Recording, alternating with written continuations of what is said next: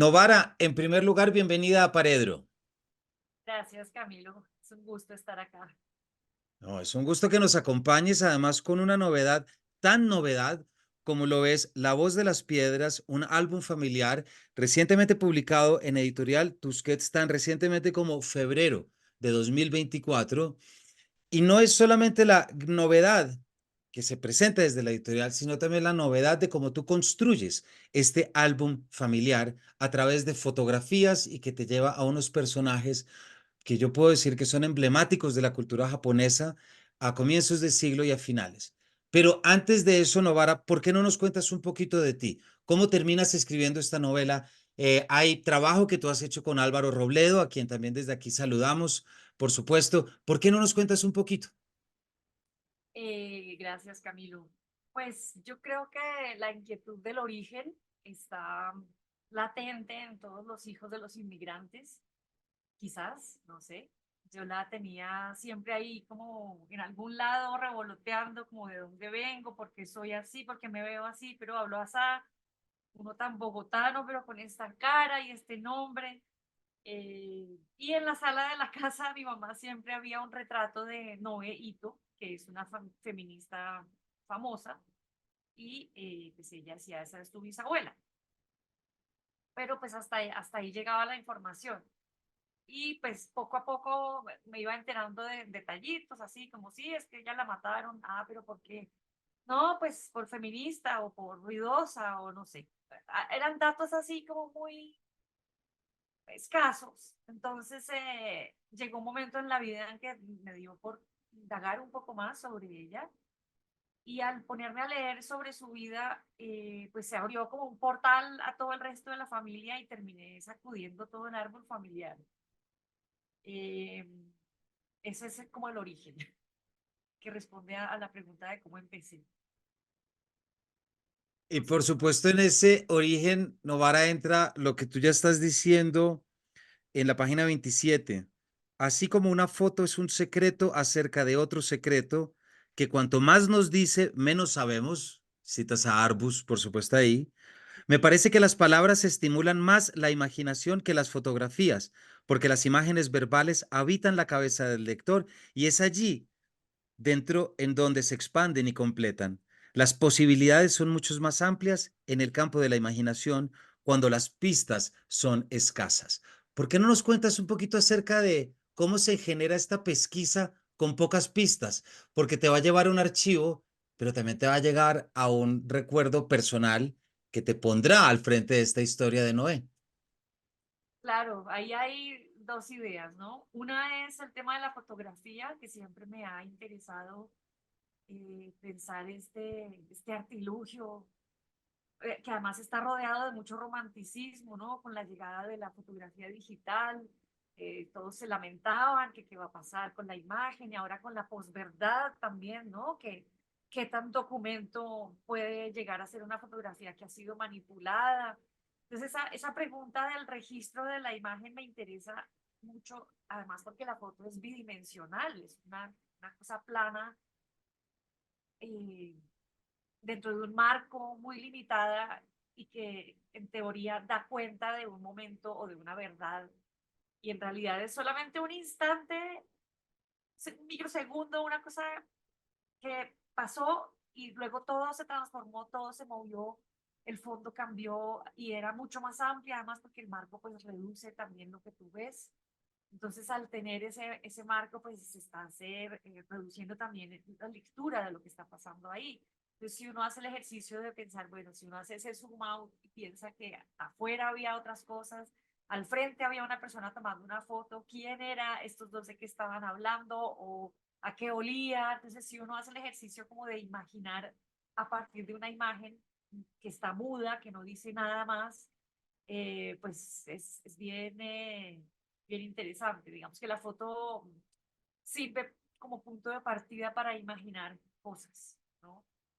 Y pues la información que yo encontré sobre mis ancestros es abundante por un lado, por el lado de los que eran famosos, y muy escasa por el lado de los que no lo eran, por supuesto. Digamos que hay gente que tiene páginas en Wikipedia y hay muchos libros sobre ellos, hay películas, series de televisión, muchos libros. sobre cada uno de estos personas. Y hay otros que de los que no se sabía nada, que me tocó hacer como un esfuerzo más grande de extraer la información de mi mamá o de otros o de internet. eh, y el ejercicio de mirarlos a ellos, pues inevitablemente me interpeló y me hizo pensar, bueno, ¿y yo qué? ¿Yo quién soy? Primero, ¿quién soy para estar mirando a esta gente, ¿no? Para estar escarbándoles la vida.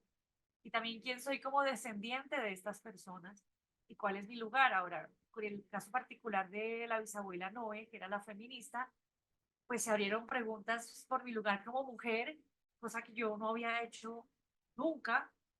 Eh, digamos que mi generación nació ya con unos derechos dados, con unos terrenos ganados para las mujeres. Entonces creo que tuve el privilegio de no tener que luchar por el derecho al voto, por ejemplo. Pero, pero claro, al empezar a leer lo que ella decía acerca de qué significa ser mujer o cuál es, por qué es importante que se reconozca la labor doméstica y la crianza, entonces empecé a pensar, oiga, sí, y yo que soy como ama de casa y mamá y cocino todo el día, ¿cómo es esto, no? Como quién soy, dónde estoy. Entonces surge este diálogo como entre esos ancestros y mi propia vida presente.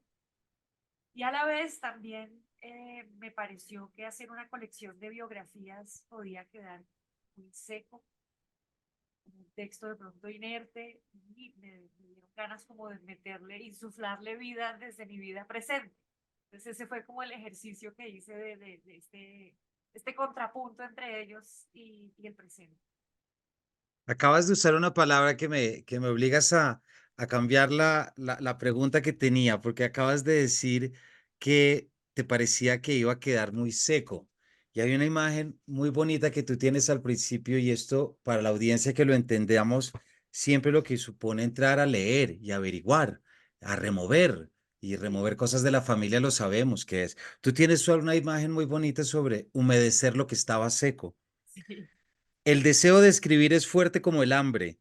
El balance de los ingredientes en un sancocho, la proteína, lo que se deshace, lo que es un poco pegajoso, lo que es resistente al mordisco, lo que flota y perfuma y el caldo, es fundamental.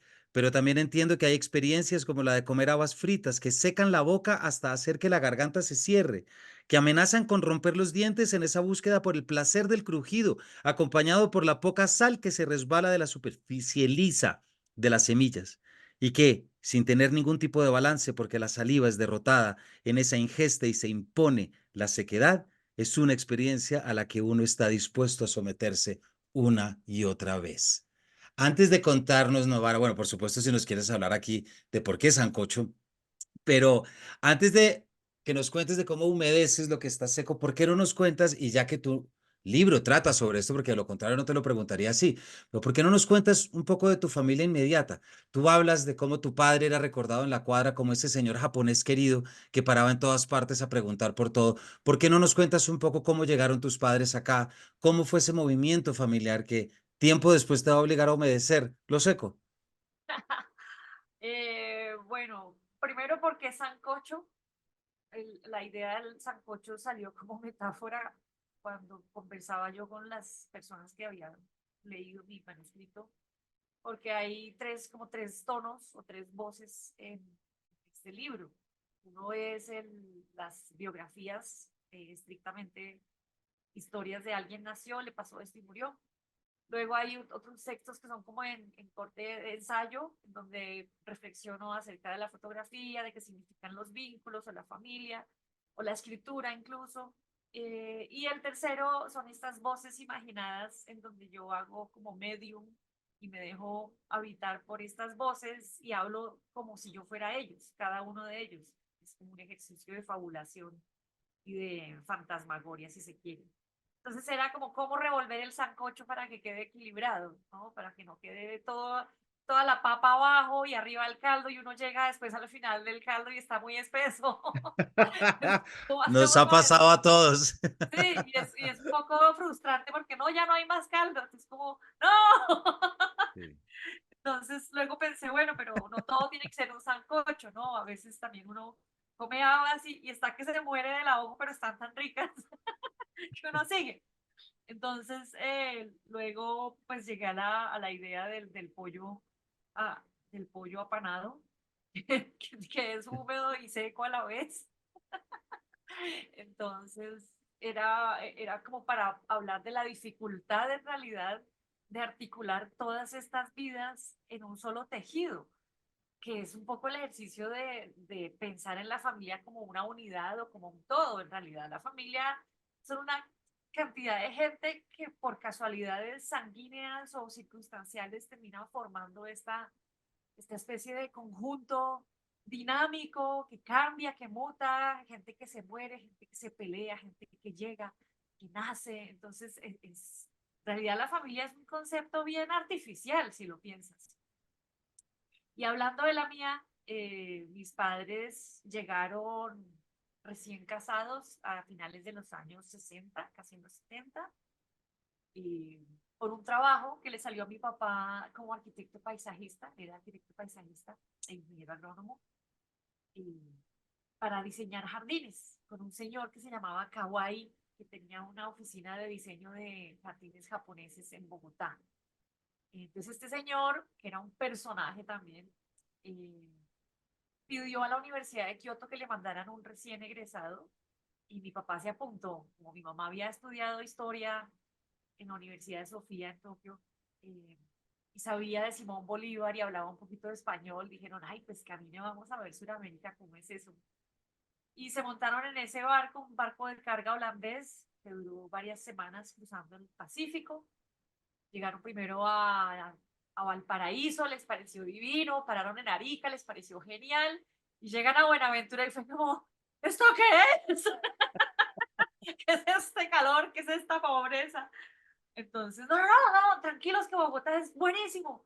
Bogotá es una megalópolis, es una gran ciudad. Y yo, ah, bueno, bueno. Entonces llegan a Bogotá y les presentan la avenida Caracas. Esta es nuestra principal vía. Y mi mamá, no.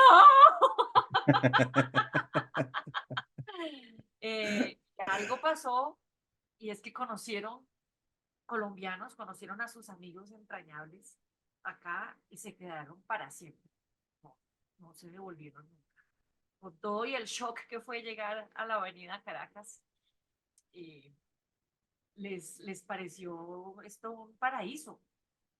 Entonces acá se quedaron, mi padre ya murió y mi madre sigue acá. Hay algo, Novara, muchas gracias en esto que nos cuentas y se conecta un poquito ya con lo que estábamos diciendo ahora. Y si se quiere, incluso, mira, en la página 44 tú dices eso, una revisión de la familia atraviesa también mi propia vida porque soy lo más cercano que tengo de lo que queda de ellos. Aunque vivo al otro lado del planeta, más de un siglo después me comunico en otro idioma y vivo dentro de este cuerpo. ¿Cómo fue esa experiencia narratológica, Novara? Es decir, si me explico, porque hay un juego, hay un viaje. Acá que justamente esta semana sacamos el capítulo con Juliana González y hablábamos de lo que es el viaje, ¿no? El viaje que tú haces porque es un viaje de regreso, pero es un viaje en otra lengua. Es un viaje Sí, con otras costumbres. Es un viaje en el que tú arrancas desde el sancocho, me explico, y no el ramen, qué sé yo, sí, para sí. ponerlo. ¿Cómo fue esa experiencia? Es decir, qué te trajo, qué te dio, qué te conectó? Me intriga mucho porque creo que ahí hay una sensibilidad para que la audiencia lo sepa, de la cual uno bebe como lector sin importar nada. Es decir, es la experiencia propia, aunque el lector no se quede con todos los elementos históricos que tú bien le traes, ya está en la experiencia de la búsqueda de esta narradora. Bueno, el viaje no fue fácil, me demoré 5 años porque mi japonés no es tan bueno como yo quisiera. Puedo hablar bien, pero no puedo leer también. Entonces fue lento, me tocaba escanear, me tocaba googlear y copiar y pegar en la herramienta de traducción, comparar diferentes herramientas de traducción porque todas traducen como quieren. Luego hice el ejercicio, por ejemplo, de traducir primero a español y luego a inglés, a ver cómo quedaba y era diferente. Entonces, en esta como cantidad de multiplicidad de versiones que salían, me tocaba imaginar una más, que es la mía propia. Entonces, es un viaje en el lenguaje y también un viaje en la cabeza. Y pues tuve algunos guías. Hay una escritora japonesa que ya murió, que se llamaba Setouchi Yakucho, era monja budista que escribió las biografías de todas las feministas de principios del siglo XX en Japón, incluida mi bisabuela. Ella fue la que la dio a conocer. Y existe la traducción a inglés de la biografía que hizo. Entonces empecé por ahí, en inglés, imagínate. Y luego empecé pues a entrevistar a mi mamá en esa especie de japoñol que hablamos las dos. Entonces, pues ha sido un proceso raro, pero muy rico también. Y también yo creo que pues reconocer que uno no puede saberlo todo, ni debería tal vez escarbar tanto. De hecho, no sé si sabrás, pero hay muchas terapias que empiezan con el ejercicio de mirar el árbol familiar para buscar patrones, para mirar si hay como conductas cíclicas que se repiten. Y pues esto, el árbol ofrece resistencia, ¿no? Hay muchas partes de la familia que no quieren hablar del pasado, eh, que no quieren revisar cosas, sobre todo si son dolorosas, o si quieren, pues que son difíciles de mirar, ¿no? Hay, digamos, muchas personas asumimos el pasado de maneras diferentes. Entonces fue un ejercicio de pesquisa, pero también de imaginación, diría yo. Es que acabas de decir ahorita, Novara, por ejemplo, que decías acerca de lo artificial que puede suponer la idea que tenemos de familia. Entonces ahí ya, y con lo que acabas de decir, cómo no traerle también a la audiencia esa primera frase de Ana Karenina, ¿no? Todas las familias felices se parecen unas a otras, pero cada familia infeliz lo es a su manera. Yo, cierto, o sea, yo vivo La acá gran con frase. una, es una gran frase, además es de una verdad. Yo vivo aquí en esta casa con una arteterapeuta, la mejor me parece a mí, Ok, y lleva mucho tiempo leyendo sobre trauma intergeneracional, sobre constelaciones familiares. Y de sí, repente es ver cómo ya la ciencia, me atrevo a decir, porque tiene que ver con neurociencia, pero también tiene que ver con psicología, cómo sí, empezamos a descubrir que cargamos con los dolores de nuestros antepasados de hace puesto. mucho tiempo. Sí, Sí pasa que los genes transmiten dolor, sí, si pasa que los genes transmiten pesares. sí, Entonces, lo que acabas de decir creo que te lo entiendo muy bien y es siempre el principio de la literatura, me parece a mí, de la escritura literaria, habilitar ese camino de la imaginación y de la intuición y de la especulación para poder dar con verdades que no necesariamente son de archivo, pero que nos sirve para curar. claro. Y pues hacer conciencia es todo, ¿no? Es, digamos que muchas veces me han preguntado que para qué hice este libro y yo pues digo, para mí misma y para mi hija también. Hay un Claro. tema y de hecho para mis ancestras también. Esta gente que sufrió tanto, eh, que tuvo, pues varios tuvieron unas muertes muy violentas. Y pues uno se hace la pregunta, ¿no? ¿Qué tanto carga uno de esos dolores? Eso que hablas del trauma transgeneracional o intergeneracional. Pues normalmente uno solo mira las patologías, ¿no? Ah, sí, hay alcoholismo en la familia, o hay depresión en la familia, o hay este tipo de actitudes o rebeldías. Y sí, claramente uno dice, ah, usted salió artista porque su mamá es artista y su abuelo también era artista. Pues sí, claro, hay un tema del entorno en el que uno crece, pero también hay una información tal vez integrada a nivel celular, ¿no? O místico, no sé cómo lo Sí. ponemos. Eh, pero sí, yo creo que hacer este mirar hacia atrás sirve para poder estar en un presente más claro, ¿no? Para entender también uno por qué se comporta como lo hace. Y creo que eso funciona, es como si uno lo lleva a la historia de un país, pues es lo mismo, ¿no? No repetir la historia. Si uno la conoce, pues trata de no cometer los mismos errores, digamos, en ese sentido. Para la audiencia, estamos hablando con Novara Hayakawa, autora de La voz de las piedras, un álbum familiar publicado por Tusquets Editorial de la colección Andanzas. Recuerden que este libro lo pueden pedir a Buscalibre y les llega en menos de un día a la librería virtual más grande de Latinoamérica, porque créanme que esta historia y sobre todo la forma como se arma esta historia, ¿cierto, Novara? La forma como lo empiezas a armar, que esa carpintería te la vamos a preguntar ahorita, tiene mucho que ver con esto, pero también a través del oriental, a través de la temporalidad, porque cuando nos situamos para entender quién fue tu bisabuela, pues me toca ir a este párrafo, a este primer fragmento que tú incluyes, que ya nos dirás si es desdoblamiento o es archivo bibliográfico o cómo resulta, que es La Vía de la Nueva Mujer, que sale Noé 1913. La nueva mujer no debe seguir las huellas que deja una mujer de antes. La nueva mujer emprende su propio camino y lo lidera. Es un camino poblado de incertidumbre y de posibilidades. Es el único camino. Para abrir este camino debe arrancar las numerosas espinas que aparecen, caminar, vagar y perderse en las montañas. Cuéntanos de tu bisabuela y sobre todo de la importancia del contexto, Novara, y este ejercicio de traslación que me imagino que hay acá. Ese texto que acabas de leer, me encanta que lo hayas leído, es de ella. Ella lo escribió, yo lo traduje. Ah, pues Eh, mira qué bien. y ese era como su consigna, era lo que más decía, la nueva mujer, ella siempre hablaba de la nueva mujer. Y la nueva mujer pues era en contraste con la vieja mujer, que era pues su suegra, ¿no? Como las otras señoras, su madre, su propia madre, su tía. Y a ella la casaron por conveniencia con un señor, y no le gustó, entonces huyó, cosa que no se hacía, no se estilaba eso de huir. eh, Estaba en su pueblo y se fue a Tokio, donde había estudiado como becada, y se fue a vivir a la casa de su profesor de inglés, que estaba siempre enamorado de ella, y ese es mi bisabuelo. Entonces ellos se enamoran, él la recibe, se casan, tienen dos hijos, pero después ella se enamora perdidamente del líder del anarquismo en Japón, que se llamaba Sakae Osugi, y igual mi bisabuelo tampoco era muy fiel, parece, entonces deciden separarse de manera amigable, y ella se junta con este señor con el que tiene otros cinco hijos, y es con él con quien la matan, con este tercer esposo.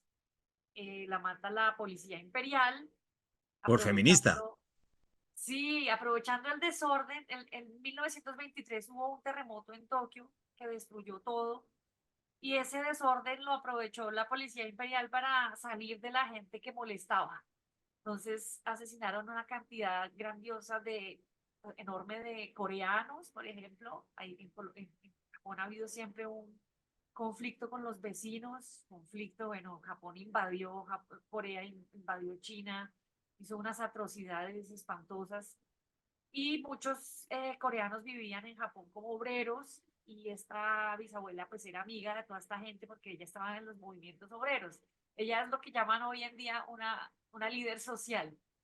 Entonces Ya. ella era como muy vocal, además tenía una revista, entonces publicaba todas sus ideas, pues llegaban a la gente a través de esta revista, y su esposo, su tercer esposo, era el líder del anarquismo, me parece que era un tipo súper carismático que movía masas, eh, y muy ruidoso, y ellos eran como muy vocales, muy tercos, y no les daba miedo, como que no tenían miedo de que lo que les fuera a pasar, aunque al final de sus vidas parece que ya habían hecho planes de ya no hacer más activismo y dedicarse a los niños, porque pues ya estaba cada vez más pesado el ambiente, pero pues los matan antes de que cambien de manera de vivir. Ella tenía 28 años y 7 hijos cuando la matan. De hecho, de Osugi Sakae, tú mencionas en el capítulo del amor libre, precisamente, dices, en las fotos se alcanza a adivinar su magnetismo por una mirada de enormes ojos brillantes y sonrisa cálida. Sí, parece que, es decir, muchos testimonios hablan de lo encantador que era, los niños lo adoraban, todas las mujeres se derretían por él, los hombres también, pero tú alcanzas a verlo en las fotos, es un tipo que sonríe, que tiene como brillo, tiene brillo, y eso pues no lo tienen los otros señores. Entonces, yo creo que era un tipo bien particular. Sí. Y además dices acá, sí, porque esto es con lo que sigue. Una mujer que visitó una de las primeras exposiciones de Nobu en Tokio y que lo había conocido le dijo, Jun era un intelectual de primera fila, pero un hombre como Sakae nace solo una vez cada 100 años. No era de extrañarse que la fogosa Noe lo prefiriera. Cualquiera lo habría hecho. Sí. Pero no dejemos tampoco tan en el trastero a Jun porque es el dadaísta de Tokio en 1915, es decir, 1920, muy poquitos años después de que Tristan Tzara hubiera llegado a París y que desde Zúrich ya hubiera escrito todo el manifiesto y que de hecho ya estuviera prácticamente en sus peleas con Breton con el surrealismo en París, ¿no? Sí, él leyó un artículo sobre el dadaísmo y se volcó a investigar lo que pudo porque dijo, pues esto soy yo, es exactamente lo que yo pienso, el arte de los burgueses no sirve para nada, el arte de los museos no sirve para nada, el arte tiene que ser otra cosa, ¿no? Entonces, esto le habló a él directo al corazón y se volvió, pues él era muy radical y decidió que para él el dadaísmo iba a ser una forma de vida, no hacer unos gestos y luego seguir en su salón burgués teniendo su vida normal e ir a hacer un acto gracioso para entretener a la masa. No, él dijo, si voy a hacer así, voy a hacer así hasta el fondo. Entonces se volvió mendigo a la manera de los monjes Komuso, que son una rama del budismo en donde creen en el mendicaje como manera de entrega y de mostrar la humildad y alcanzar la iluminación desde la humildad. Estos monjes se ponían un canasto en la cabeza para anular el yo, además, y creían Claro. en el poder sanador del sonido de la flauta, del shakuhachi. Entonces, este abuelo pues no se ponía el canasto, pero sí caminó por todo Japón tocando su shakuhachi, que es una flauta de 8 huecos, con un sonido bien melancólico. Entonces, él ofrecía sus poemas, también escribía, hacía caligrafía y a cambio de trago y posada, básicamente. Esa era su vida hasta que se murió. Mm. Ahí está él. Aquí, para quien nos esté viendo, recuerden que esta entrevista también la pueden ver en nuestro canal de YouTube. Aquí estamos mostrando precisamente una de las muchas fotos que ahorita tendremos que volver sobre ese tema y ese registro. Una de las muchas fotos, perdón, que utilizas en que muestras a Tsushi Yun en 1900, cerca a 1940, precisamente con su flauta. Pero Sí. Novara, mientras te escucho, luego libro leído y todo, pero mientras te escucho digo como qué sorprendente tiene que ser darte cuenta que, mejor dicho, que echando en tu árbol, si se quiere, ya como decías ahorita, de repente aparece un poeta dadaísta desde el Japón, luego una mujer feminista que inspira a la nueva mujer, que hace lo que no hace, y luego estás tú desde Bogotá preguntándote cómo voy yo ahí, de la forma Ah, más colombiana, además. Y eso te quiero preguntar, Novara, ¿de qué forma sientes tú que mejor fuiste ahí? Es decir, ¿qué fue aquello con lo que tú sentiste un reconocimiento, casi que lo supieras de antemano? Porque eso pasa con la familia, como llegar a verdades que ya habías adquirido. ¿Cuál fue ese punto en el que tú te encontraste y comulgaste con esta escritura y con este tema para ti? bueno, es una pregunta muy bonita, gracias. Yo creo que el reconocimiento de esas vidas me ayudó a reconciliarme un poco con la mía. ¿En qué aspecto? En el tema de la marginalidad. De alguna manera, todos estos personajes transitaron la periferia de la historia, es decir, no eran grandes políticos, eran los rebeldes que estaban en contra del sistema. No era una señora escritora convencional, sino una señora escritora que iba en contra de las convenciones. Entonces, de alguna manera, esta gente toda era parias, eran rebeldes, estaban, como te digo, en la periferia. Y yo, en mi condición de japonesa que creció en Bogotá, pues también siempre he sentido que no pertenezco del todo al lugar en donde estoy. Entonces, entender que de todas maneras tener las propias ideas o hacer arte o dedicarse a hacer unas búsquedas personales que no de pronto no están de moda o no van como en concordancia con lo que está sucediendo, es otra manera de existir que está bien, que también está bien, que se vale ser así. eh, no es uno el primero que está solo, que se siente diferente o que no, sino que hay todo una gente que ha transitado este mismo tipo de existencia y que está bien, ¿no? Entonces hay yo creo que un reconocimiento de ese lugar un poco afuera del mundo pues que entendí, que entiendo y que habito, ¿no? Y ahorita te estaba viendo, Novara, el fondo que tienes en este momento es una ilustración que me imagino que es tuya, Sí, ¿cierto? Sí, eso lo pude ver. ¿Cómo fue el es, ejercicio también de ensamblar un texto si tu relación con lo textual había sido a partir de la ilustración? ¿Te generó algún problema o no no, necesariamente? yo, esto es de la colección de libros con Álvaro Robledo, creo que sale en Hola Gratitud, quizás, ¿sí? Eh, yo siempre he dibujado, siempre he tocado piano, siempre he cantado, y siempre he escrito, aunque lo hacía para mí misma. Entonces ahí son procesos paralelos y que se nutren entre ellos. Están todos enlazados. eh, no están separados como en...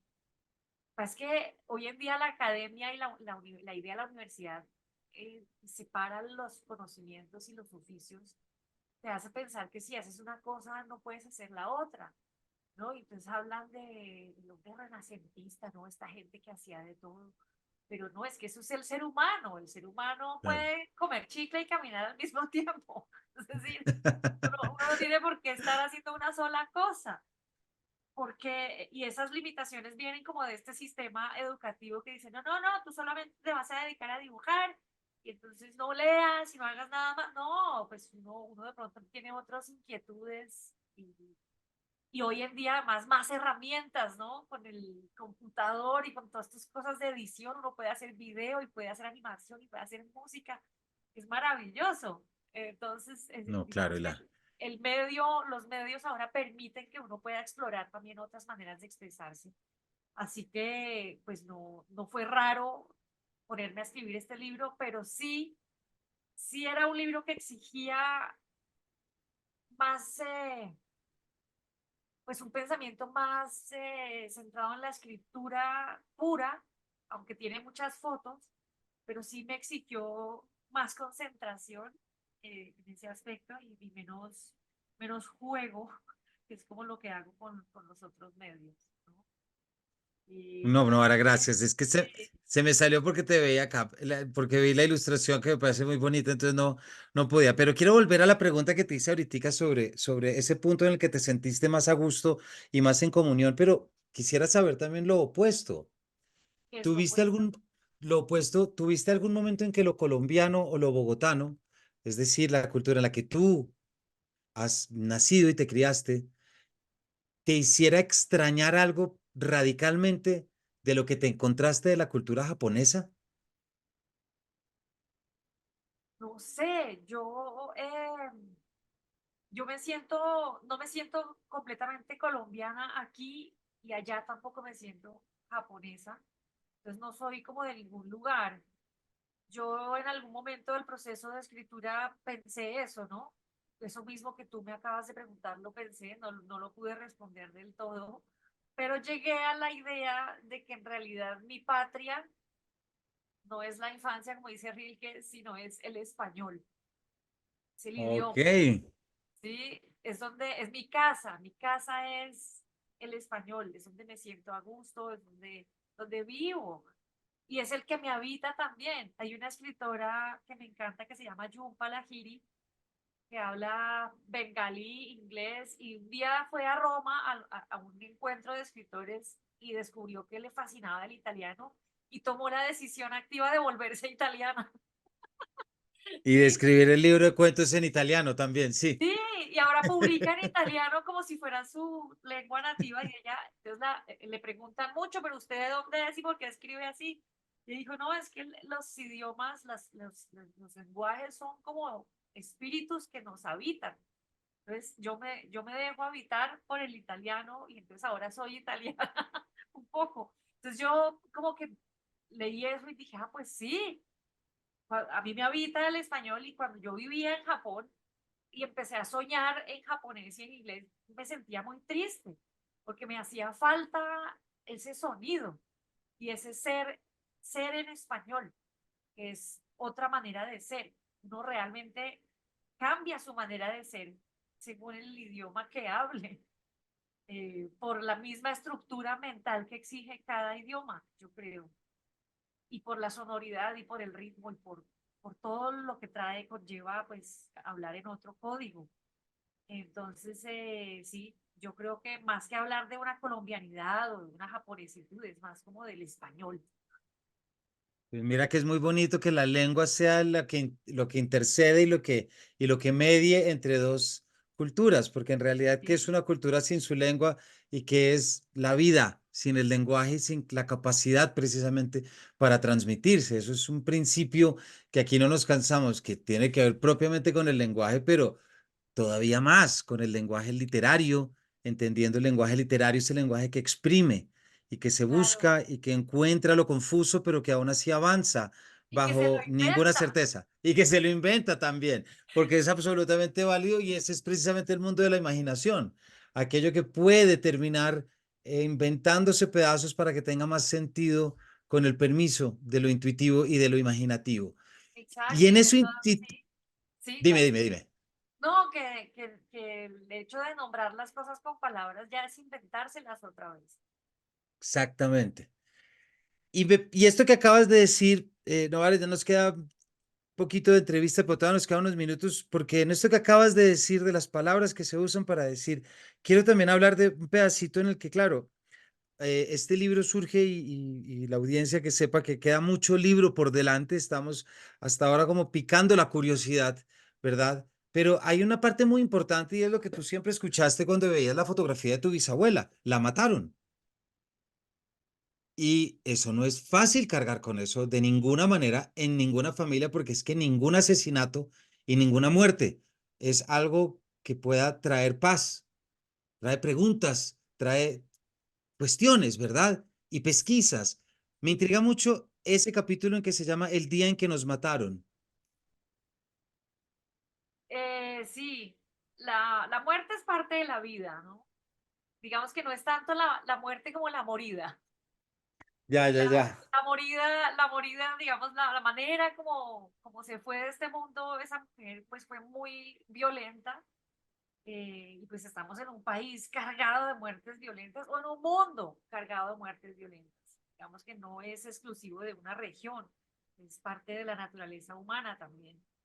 Eh, y yo como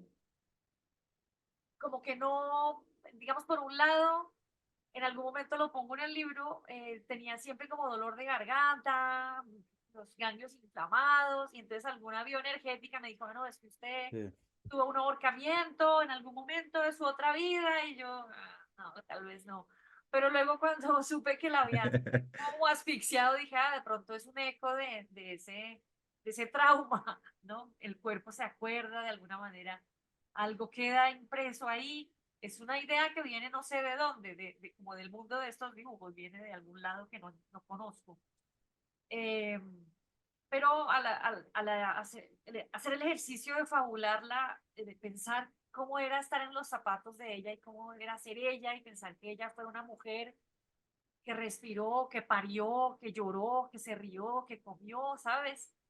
Imaginarla como cuerpo vivo, pues fue bien interesante, fue chévere, pero me vino a la mente casi dictado por ella el momento en el que se iba de ese cuerpo, ¿no? En el que dejaba de vivir.